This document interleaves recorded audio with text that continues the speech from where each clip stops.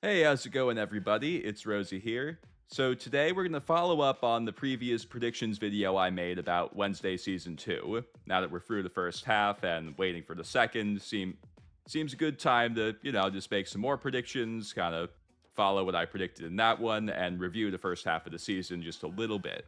It's better to do that at the end, so yeah, I'll save a full review for the end. And interestingly enough, I do have some new predictions because like the way that this was done, this two halves thing did kind of leave us on a lot of cliffhangers. We still have a lot of unknowns. So, yeah, I do have some more predictions to make, so let's get to it. We'll start by following up on the predictions I made in the previous episode. So I predicted that Gwendoline Christie's character wouldn't be dead.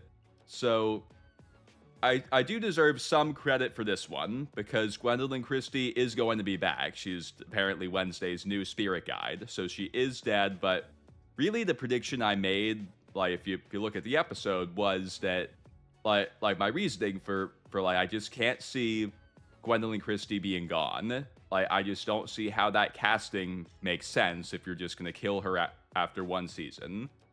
Like it's spending too big on of your season one budget. You haven't even been picked up yet to, yeah. So like I was like that just doesn't make sense. Like I feel strongly that Gwendolyn Christie needs to come back. Otherwise, the casting just doesn't make sense.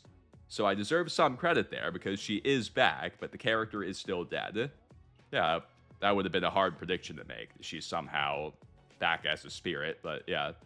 So, yeah, I feel like I deserve some credit there. If you don't want to give me any, whatever. And we haven't seen Lady Gaga yet. That was the prediction I kind of emphasized in the title of that episode. So, because it's Lady Gaga, put that in your title. Yeah, so I tried that, didn't work that well, but yeah, it was worth it. Yeah, so Gaga's role, yeah, she has not appeared yet. I'm seeing a lot of sources saying that Netflix has said that she's going to play this Professor Rosalind Rotwood. I feel comfortable trusting that this Rosalind Rotwood is going to be Lady Gaga's role, or at least one of her roles. It's really still not out of the question that she may be Ophelia Frump, because, like, there's shapeshifters, and there's also now apparently this technology that can, spread outcast powers, can make normies outcasts. So this also leads to the idea, well, if they can do that, then can they stack powers, or can one person only have one power? So, let's say an outcast can get more powers. Maybe Ophelia gets, maybe she gets this shape-shifting power in addition to whatever power she was born with.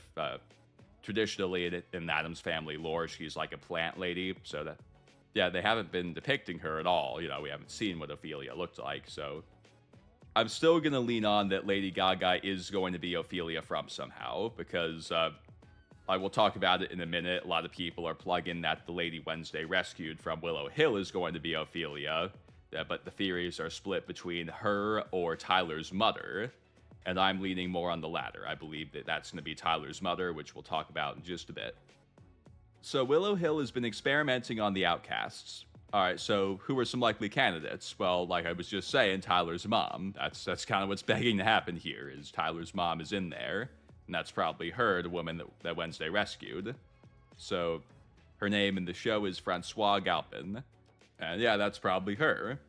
And if you're paying attention, you'll notice that her door, her cell, is the only one that has like a caution sign on it. Like the earlier shot of the other ones, they don't have it, but this woman's door has this caution sign. So why?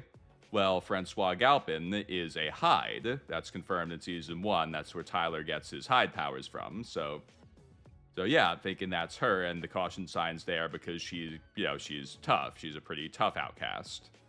Yeah, it's odd that Tyler was in such, such a elaborate facility because he can escape. He's really strong, but hers is literally just a door. That was kind of weird, but I mean, what do we know? Maybe that whole thing is rigged to electrocute her if she tries anything. Yeah, so yeah, maybe they just didn't want it to be so obvious. That's probably it, really. They knew, like, if her cell is the same as Tyler's, everyone's gonna know. Yeah, that's probably what's going on there. Yeah, so that actress her name's Frances O'Connor. Yeah, so hopefully we see more of her in the second act.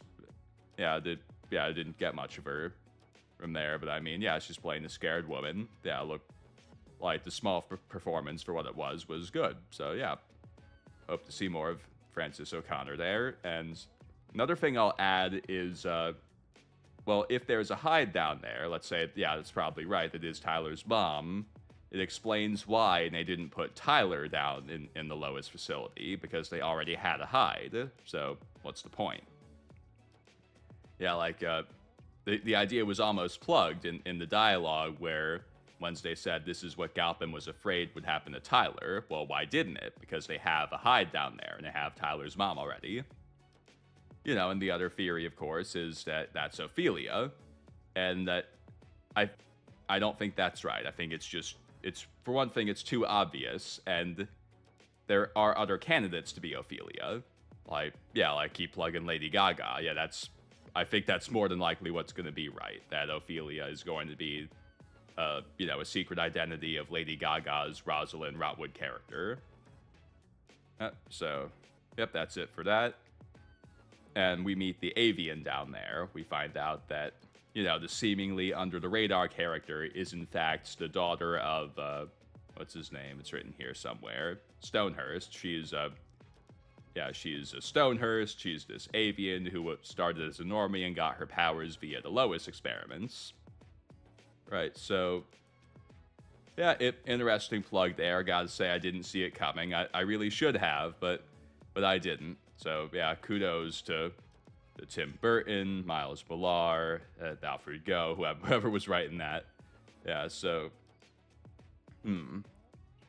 Yeah, another thing I want to plug here is this Agnes character, the invisible girl who was Wednesday's stalker. So, there's got to be more to her than meets the eye. Like, that's just what I'll say now. And as of now, I think that she's working with the Avian. And here's why. Well, for one thing, we know there's got to be something, and she had Galpin's phone. Like, that detail is kind of quickly glossed over. Like, it's almost like a little directing trick to get our minds away from it, so we won't think about it too much, but she had Galpin's phone. So she was at that murder scene. She was at the crime scene at some point, so she was, if her story is right, if she really is just this Wednesday fan, then she would have shown up after the murder, I guess. And it was like, oh, dead body here. Guess I'll just do what I'm doing, take the phone, and just pulled this prank on Wednesday. He did, and this poor dude, Bruno. But, yeah, so I think she was there during the murder. And that's why she has the phone. This was all part of the Avian's plan. I guess maybe it went wrong when, somewhere along the line when Wednesday found Lois, or maybe there was, I'm trying to remember the full show, that maybe there was some previous attempts to take Wednesday out of the picture, or Wednesday investigating, the whole, her doing what she does is part of the whole plan. Maybe she wanted all the specimens to be freed for some reason. I don't know. Yep, those are my thoughts there. I'm thinking that Agnes is working with the Avian, that she was there during Galpin's murder. Another character I want to talk about here is the music teacher, Isadora Capri. So, yeah, there doesn't necessarily need to be more to her than meets the eye, because, I'll explain who she could be but first. That makes more sense. So, if she does have a hidden role in all this, well, she could also be Ophelia somehow. Yeah, so that's another idea we might consider. And she's a werewolf. At least that's the claim, is that she is a werewolf. We've never seen her transform. Yeah, so maybe she's another Lois experiment, and she's both a werewolf and something else. Yeah, I don't know. But yeah, it's possible that she's Ophelia, via shape-shifting or something like that. I'm not thinking too much about it, because another possibility is that, her existence is to create this other character who could be Ophelia, because, there's her, there's Francoise Galpin. Now there's two mystery female characters who are hiding in the show somewhere. So this adds another female character that could be one of them. It just makes the mystery a bit harder to solve. So that may be her purpose here. Yeah, but maybe she is part of it. Maybe she's gonna serve some role, or maybe they're plugging this character thinking maybe she gets a bigger role in the next season. Yeah, it could be something going on there. Or maybe she's gonna have some storyline with Enid about them being werewolves. Yeah, something like that. Yeah, or maybe she's working for either side. Maybe she's working with Dort, who we're gonna talk about eventually. Yeah. So yeah, those are my thoughts on that character, Isadora Capri. Now I want to talk for a second about this book of goodies that Wednesday had and that Morticia tried to burn. And notice I said tried. So the last time we see it, Morticia throws it in the fire to prevent her mom from getting her hands on it. So, but then as the shot proceeds, she looks at the fire and there's this look of surprise on her face. What she's surprised about. So my guess is the book isn't burning. Grandmama walks out without actually seeing what's going on. So my guess is that Morticia looked back at the fire and saw the book was not burning. Goody's done something to it to make it so it can't be destroyed that way. Yeah, and there's another thing that's making me think this. In the trailers, there was this shot of Morticia looking at the book. There's a picture of someone crying red tears in it. And I don't think we've seen that in the show yet. I don't think we've seen that shot. Correct me if I'm wrong in the comments, please, if I'm mistaken. But yeah, I believe the book is still in play, and that Morticia has it now, and no one knows that she does. So this is something that could be interesting. So there's also this location that keeps coming up, Iago Tower. So it's where, this is the clock tower where Enid and Bruno get kidnapped by Agnes, and it's where Wednesday meets Uncle Fester, and let's see. Oh, it's likely the clock tower that was in that, that animated horror story that what's his name, the stone guy was telling the residents of his hall. Ajax, his name's Ajax. Right, yeah, so, yeah, and it's also mentioned by the head professor, Professor Orloff, when he mentions that Stonehearst built his daughter in, what was it, an aviary? Is that, yeah, built her an aviary in Iago Tower. So this clock tower keeps coming up, so I think it's important. This location could be where the season finale will occur. It might be where, it's where the big cataclysmic event that initially killed the zombie and possibly what sent Stonehearst into his current state, his reduced mental state has caused whatever his breakdown, I think is what they called it in the show. So yeah, I think this location, this clock tower, it is important. So let's talk a bit more about Stonehearst and the zombie. So clearly there's more to this story that we don't know. Like the zombie looks at him at the end and before eating his brain, presumably, he's like, hello, old friend. So there's more to the story of the zombie being a genius that caused his own downfall, the Stonehearst and all this. There's more going on here that's not in the animated story that Ajax told everyone. So he was said to be a genius in the story. So what I'm thinking here is that maybe he was part of Lois. Like maybe he and Stonehearst were like friends and they started this idea, this project where they were trying to make normies outcasts together, but maybe had two different reasons for it. Yeah, what I'm thinking is that, like, for the zombie, whatever his name's gonna be, for him it was about bridging the gap between normies and outcasts. Because that's kind of what's, like, a continuous theme of the show, and it's kind of heating up this season with, with Dort and the previous principal, Weems. Like, Dort didn't like Weems because she tried to assimilate into normie culture. Like, she tried to be friends with normies, and Dort didn't like that. He's kind of an outcast supremacist, is what people have taken to calling it. Yeah, so, yeah, my guess is that was the same with the zombie and Stonehearst. Like, the zombie, wanted to bridge the gap, probably. Like, he thought being able to give give normies powers would help kind of bridge the social gap between the two things. While Stonehearst was more, he was like power hungry. He wanted, he was hoping to do something evil, would be my guess there. Or maybe it's the other way around. Maybe Stonehearst wanted to bridge the gap, and the zombie was also an outcast supremacist. Maybe we got something like that going on here. Yeah, that's interesting. Maybe I have this wrong. Maybe it's the other way around. The thing is, the daughter is clearly a bad guy.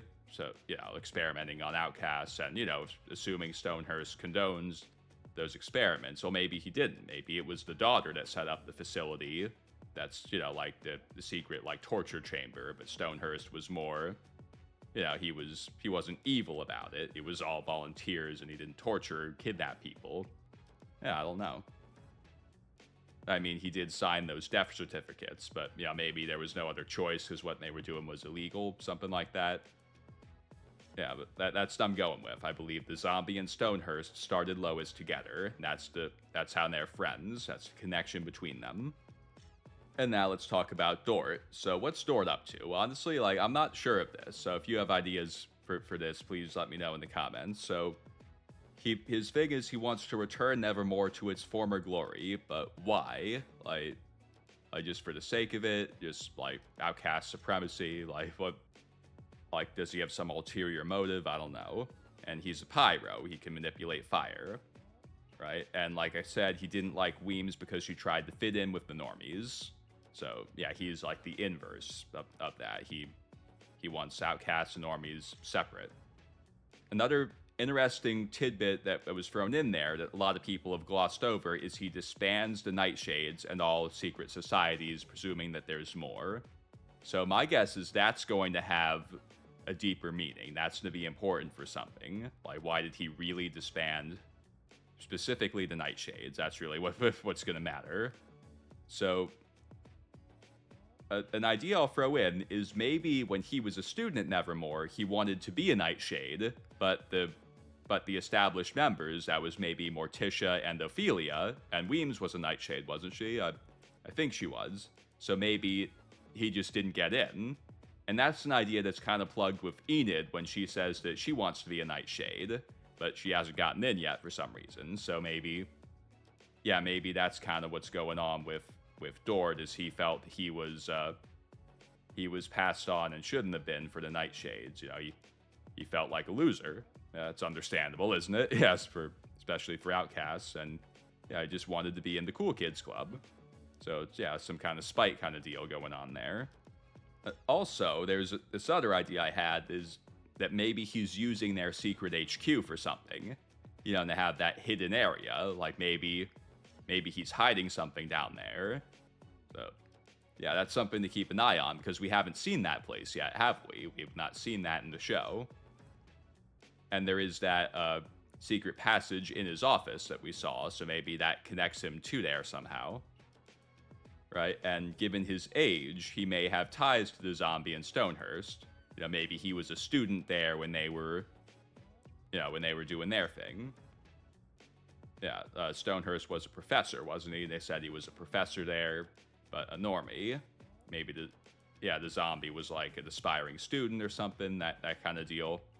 I do think there will be a tie-in there, just because right now I've got no idea what Dort's up to, so I feel like if they haven't established it yet, it's got to be tied to one of these other storylines. That's the one that I think makes sense. I think he's going to be tied in with the zombie and Stonehearst somehow. See, and he's trying to get money from donors. So what's it really for? That's an idea throwing in here. Like, that's really the recurring thing with him, is this money. Like, does he have some ulterior goal for this money that he's really using it for, that he's not telling people, and he's willing to do anything to get it. He's having Bianca siren people to get this money. So maybe that's part of what's going on in the Nightshade HQ, what he's really doing with this money.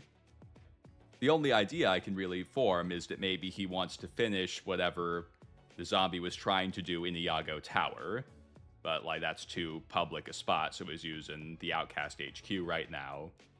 yeah, maybe he wants to give himself more powers. Maybe there's some way he thinks he can make all normies outcasts, to eliminate the existence of normies.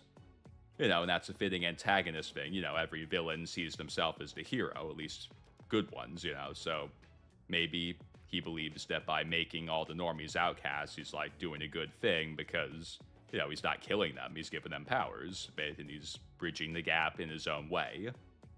And there's also the aviary in play, so why did Stonehearst make his daughter an aviary of all things? Was that just the only thing that worked, or is there some other goal for that? So what I'm thinking is maybe that has to do with how you would distribute this cure for being a normie, like how you'd give normies powers on a mass scale. Maybe you could use the birds to do it. Another idea just from that is maybe that's the real deal with the music teacher. Maybe you could do it with music somehow. Yeah, just throwing random ideas out here. Yeah, I'm not sure what Dort's up to, but yeah, those would be my guesses. Yeah, is doing something with the Nightshade HQ, and the money is really for something like that. Now let's do some more review kind of stuff.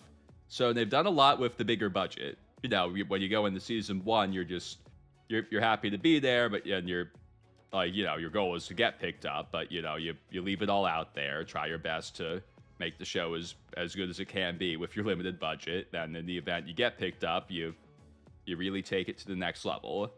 And having that bigger budget is especially useful for this kind of show because it has a lot of special effects. And they've spent the money well. You got the head professor, Professor Orloff, and Christopher Lloyd. Good to see him. I love Back to the Future. I watched that again recently. Man, those movies have aged so well. Especially that first one, really. Classic.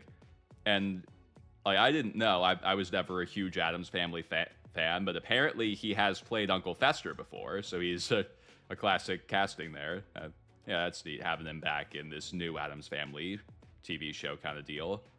So yeah, and the special effects, like on some of the monsters, like Tyler's hide, that looks a lot better than it did the first season. And there's more total sets. They're working with more. They can afford to do more, so we're not getting bored of that same, those same angles from, I guess it's like the courtyard at Nevermore that was just used to oblivion in season 1. Yeah, so, yeah, money spent well. So, the one true flaw of Wednesday, really, like, since the first season, really, is at times, I guess you'd call it, the writing can be a bit cheap. They kind of get you where you need to in these stretchy ways sometimes, but I'll go over some examples. Like, Wednesday just walks out of the police station after being found at Galpin's murder scene. Like the second murder scene she's been found at, and like what is it? Maybe a few weeks that they're at Nevermore. It's 4 episodes. Like, and she just walks out because her dad flashes his lawyer card. Like, hey, you can't keep her here. Yeah, and they can. She's a suspect. You can arrest her if you found her at her second scene. Yeah, you could absolutely arrest her. A lawyer can't fight you there. Yeah, it's like, what is this? Like, it's just cheap. The word for it is cheap. And like, there's like Pugsley, Eugene, and the zombie. Well, really more Pugsley than Eugene, but like we're not meant to feel bad that the zombie like has killed people by eating their brains. Like, it's like the driver's ed guy, like, what did he do wrong? He's just a poor guy who got his brain eaten out by a zombie. And like the drill sergeant with the cadets, like, yeah, you don't feel as bad, but I mean, these kids are now sort of responsible for deaths, like, and we're just meant to shrug it off. Like, it's like, what is that? What is this? Right. So the question I kind of ask myself, like, around things like this is it impeding my enjoyment of the experience? And in this scenario, no, because like, you don't watch Wednesday, you don't watch this show for things like that. You care about the main plot, then the action. So yeah, like, do I really care that Wednesday seemingly got out of that situation a little too easy? No, not really. Like, who cares how she gets out of it? Because that's not why you're watching. So, yeah, it was cheap, but who cares? Like, Like, you wanted her to get back to Nevermore, and she did. And the whole Pugsley thing, yeah, like, who cares? They're insignificant characters anyway, so you just move on from it.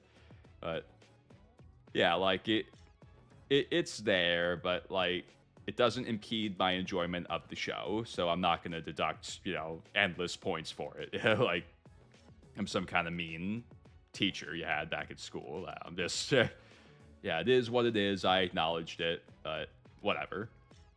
There's one more thing I want to talk about for a minute here. So there's what I call a maintaining direction fail in the last episode. So it's when Wednesday frees Uncle Fester and accidentally the zombie. So she goes in, she frees him, and just after the zombie gets out as well. And then we see Christina Ricci's character. Her name's Laurel Gates. Yeah. So Laurel comes through with the guards, and then the zombie jumps out, gets one of the guards, and Laurel turns around a few times. You get confused for a second about which way she's going, and she ends up continuing down the hall in the same direction she was walking in. But then she passes Wednesday and Fester. So if something about that didn't seem right when you were watching, so what it is, well, if they left before the zombie, and they didn't turn toward where Laurel was coming from, because they would have passed her if they had, they must have went right, but then why are they now doubling back this way? Well, I looked at it, it's actually not the same hallway, they're somewhere different, but there's still a problem with it because, like, they know where they're going, they're not lost, they're heading for Lois, so if that's the case, then that means the zombie somehow got ahead of them. Well, how could that happen? Right, if that's the direction they're going, that's what's going on. So, yeah, it's a bit of a direction fail there. It's something like people will pick up on, like, something wasn't right about what I just saw. Like, yeah, the term maintaining direction in film really more refers to, like, conversations, but I couldn't think of a better term for it here, so that's what I'm calling it. They failed to kind of maintain directionality, so we were confused for a second, like, well, wait, what's going on? How could this be? And yeah, it's an unlikely scenario. We need to assume that somehow the zombie, like, found a secret stairwell, jumped from the ceiling, somehow got ahead of Wednesday and Fester to get to where they were going. Yeah, it's a weird scenario, but it is what it is, so that's what's up. So that's about all I have to say about the first half of Wednesday Season 2. I'm looking forward to the next half, and yeah, I'm hoping my predictions pan out. It's gonna be a fun one. Yeah, I love that I got Weems sort of right, because it's something I feel like I deserve some credit for. Yeah, it's fun. This is all just fun to me. I love making predictions. Yeah, it's really like the content I enjoy the most in film is probably predictions. I do like reviews, and I like list kind of stuff, like the sitcom list I did a few months ago. I like that. Yeah, it's all fun stuff. So yeah, I look forward to the next half of the season. I'll do, I guess, a full review afterward. And yeah, I'll see you then. Peace out.